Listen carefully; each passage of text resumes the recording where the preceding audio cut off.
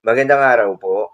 Narito na po ang magiging lagay ng panahon ngayong araw ng Lunes, May 12, 2025.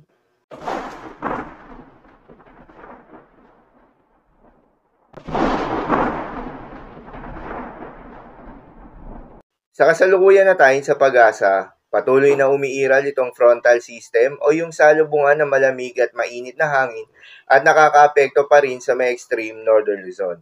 Dahil dito ay asahan yung maulap na kalangitan na may kalat-kalat ng mga pagulan at thunderstorms. Habang easterlies naman o yung mainit na hangin galing sa may karagatang Pasipiko, ang patuloy pa rin nakakaapekto sa nalalabing bahagi ng ating bansa kasama ng Metro Manila.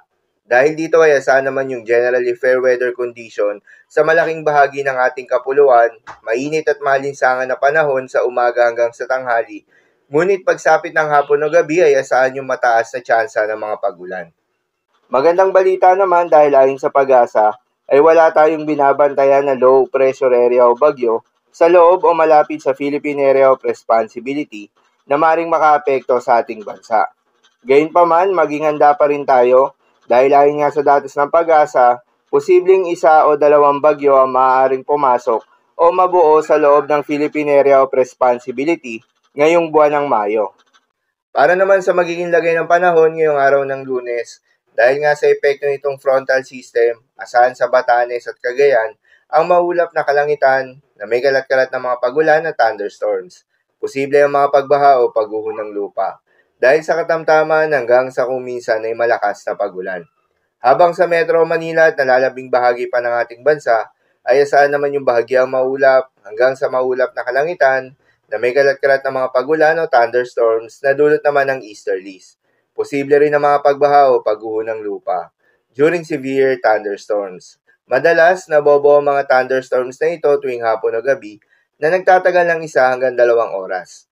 Kaya naman ingat sa mga posibleng banta ng pagbaha at pagguho ng lupa, lalong-lalo na sa mga lugar na inuulan na noong mga nakaraang araw pa.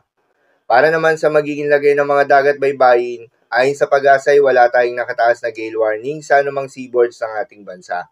Ngunit pinag-iingat yung mga papalaot ng mga kababayan nating mangingisda at yung may mga maliliit na sasakyang pandagat sa may seaboards ng extreme northern Luzon. Dahil inaasahan yung katamtaman hanggang sa malo na karagatan na dulot ng frontal system.